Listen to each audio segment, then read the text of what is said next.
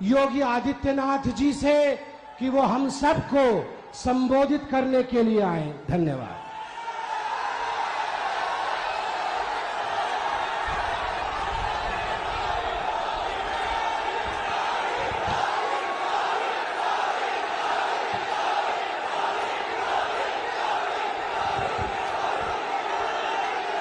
भारत माता की, भारत माता की, भारत माता की, महाप्रभु जगन्नाथ की, महाप्रभु जगन्नाथ की।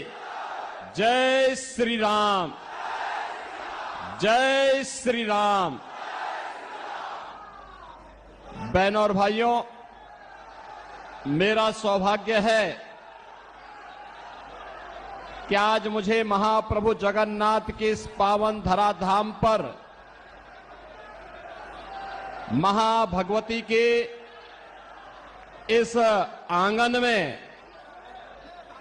शहीदों की इस क्रांति धरा में आप सबसे संवाद का अवसर प्राप्त हो रहा है।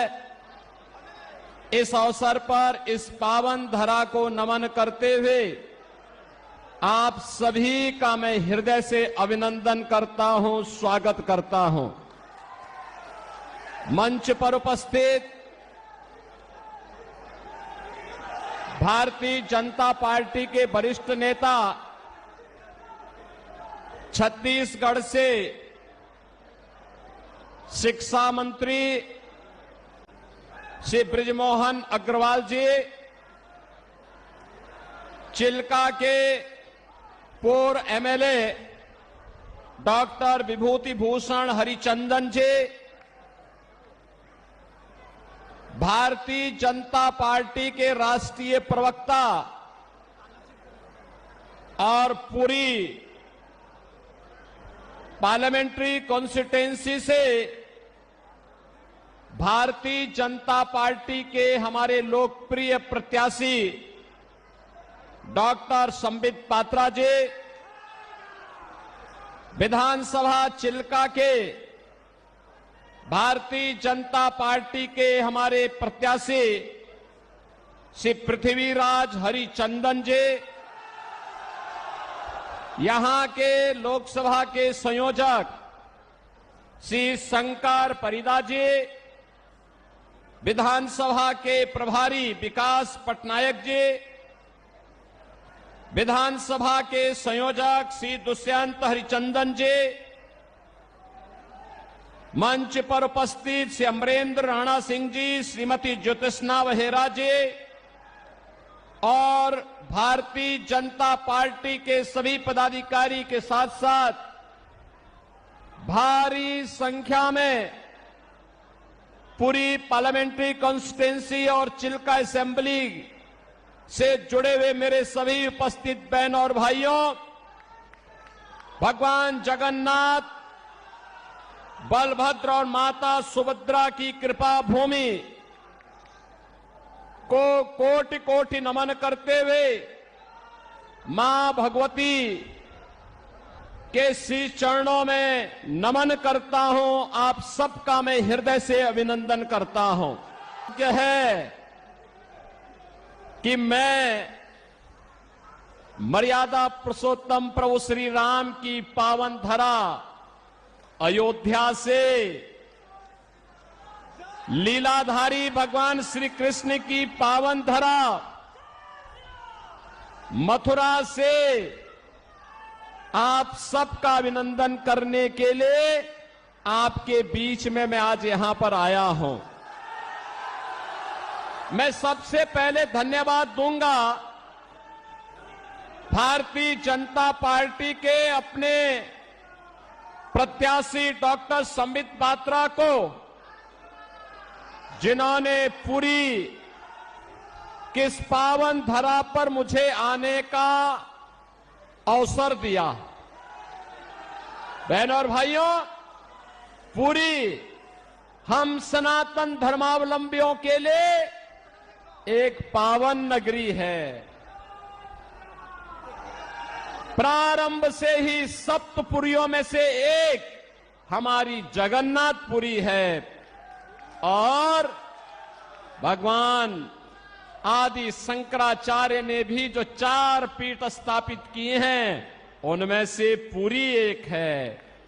पुरी के बगैर भारत की सनातन परंपरा की कल्पना भी नहीं की जा सकती है। और इसीलिए जब मैं यहां आया हूं तो मां भगवती के श्री चरणों में यही प्रार्थना करने के लिए आया हूं कि आपको भी, हम सबको भी इतनी ताकत दे कि हम लोग डबल इंजन सरकार उड़ीसा के अंदर ला करके लैंड माफिया, सैंड माफिया, यहां के फॉरेस्ट माफिया, यहां के कैटल माफिया, इन सब को भी यूपी के बुलडोजर की तरह यहां पर भी उसका रास्ता बनाने का काम कर सके। बहनों और भाइयों, आज आपने देखा होगा जब सरकार बीजेपी की बनती है और नरेंद्र मोदी जी जैसा नेतृत्व मिलता है तो फिर आपको लगता होगा कैसे परिवर्तन आता है। ये परिवर्तन आज आपको देश के अंदर देखने को मिल रहा होगा। लैंड के देश के ऊपर आज आपको देखने को मिलता होगा। दुनिया के अंदर भारत का सम्मान बढ़ा है, भारत की सीमाएं सुरक्षित हुई हैं, आतंकवाद पर नियंत्रण हुआ है, नक्सलवाद नियंत्रित हुआ है। अब तो कहीं पे पटाखा भी फट जाए ना तो पाकिस्तान पहले सफाई देता है, कहता है कि साहब मैंने नहीं किया है, क्योंकि इसे मालूम है ये नया भारत है, मोदी का भारत है। ये छेड़ता नहीं, लेकिन कोई छेड़ता है तो उसको छोड़ता भी नहीं है, और इसीलिए पाकिस्तान सफाई देने की मुद्रा में आता है। बहनों और भाइयों, मोदी जी के नेतृत्व में डेवलपमेंट के जो कार्य भारत के अंदर हुए हैं, आज आप देख रहे होंगे हाईवे, रेलवे, हाईवे में 4 लेन, 6 लेन, 12 लेन हाईवे बन रहे हैं। तेजी के साथ नया इंफ्रास्ट्रक्चर खड़ा हो रहा है। रेल मीटर गेज से अब ब्रॉड गेज में, अब मीटर गेज की ट्रेन नहीं, अब बुलेट स्पीड से चलने वाली वर्ल्ड क्लास ट्रेन की सुविधा मोदी जी पूरे देश के अंदर, कहीं वंदे भारत के रूप में, कहीं अमृत भारत के रूप में, कहीं नमो भारत के रूप में देने का कार्य कर रहे हैं। IIT, IIM, triple IT, NIT, AIIMS, world class university, और बहनों और भाइयों, हर घर नल की योजना के माध्यम से शुद्ध पेयजल की आपूर्ति पूरे देश के अंदर उपलब्ध करवाने की बड़ी कार्य योजना को भी मोदी जी ने लागू किया है। गरीब कल्याणकारी योजनाओं को लेकर के जब डबल इंजन की सरकार होती है तो कितना लाभ मिलता है। आज इसका लाभ उत्तर प्रदेश जैसे राज्य लेते हैं। देश के अंदर 80 करोड़ लोगों को फ्री में राशन की सुविधा मोदी जी पिछले 4 वर्ष से उपलब्ध करवा रहे हैं और अगले 5 वर्ष तक उपलब्ध करवाएंगे। लेकिन उड़ीसा में यहां की सरकार, नवीन पटनायक की सरकार, नौकरशाहों से ऐसी घिरी हुई है कि वह फ्री में राशन की सुविधा को भी अपने नाम से भुनाने का काम करती है। मोदी जी पूरे देश के अंदर 60 करोड़ लोगों को पूरे देश के अंदर आयुष्मान भारत में 5 लाख रुपए की सुविधा प्रतिवर्ष उपलब्ध करवा रहे हैं।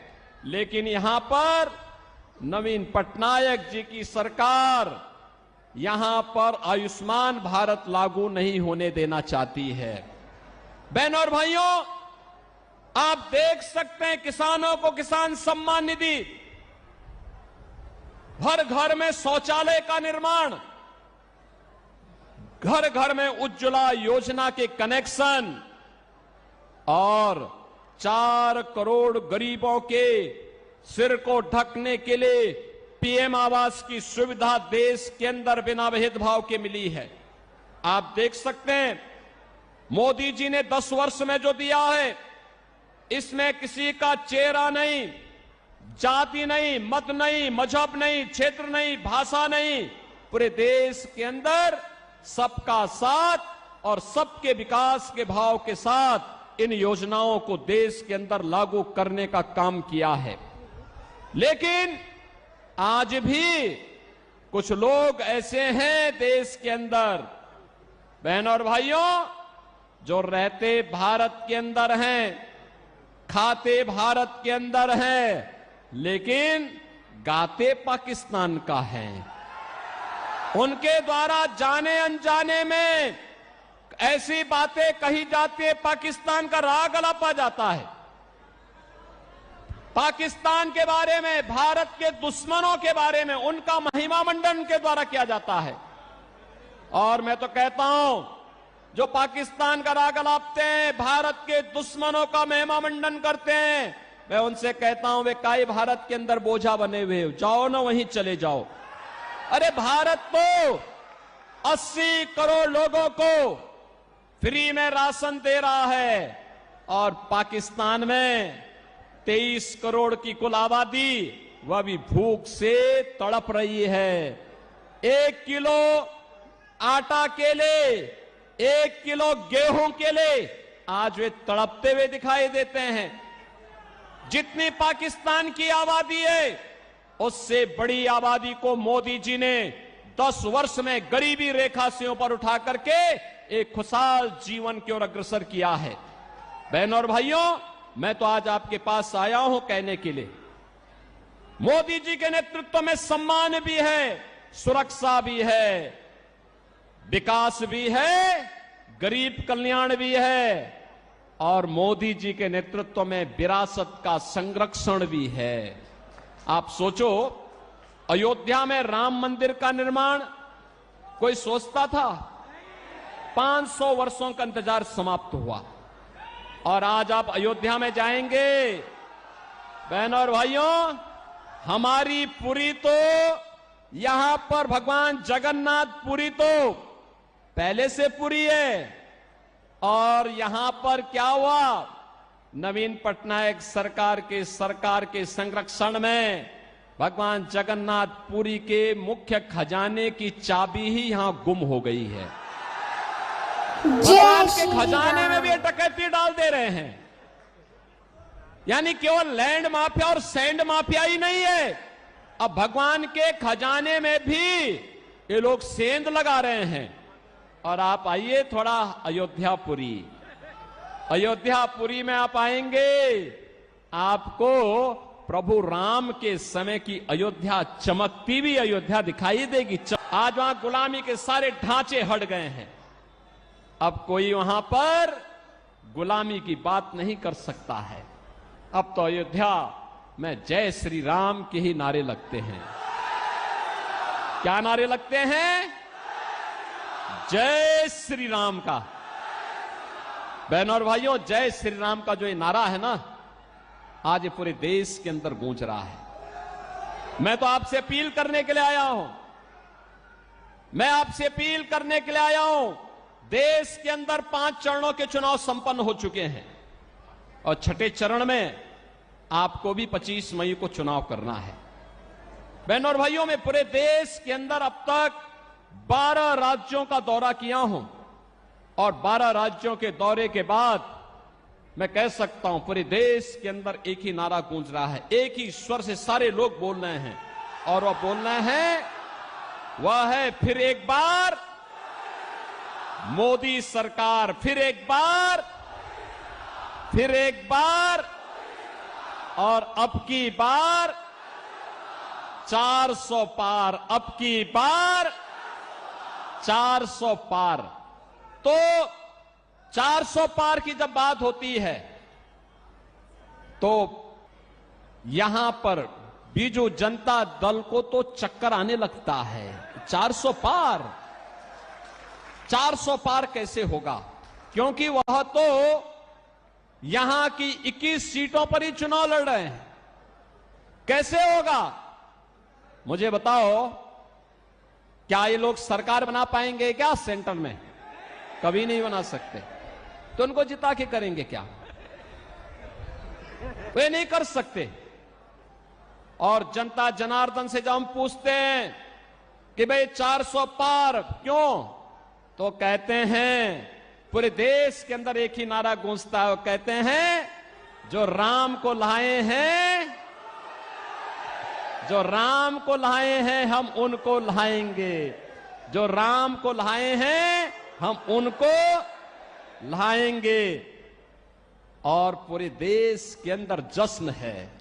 आज आपने अयोध्या में देखा होगा, 500 वर्षों के बाद, 5 सदी के बाद प्रभु राम ने अपना जन्मोत्सव भी अयोध्या में अपनी जन्मभूमि में मनाया है और होली भी वहां पर खेली है।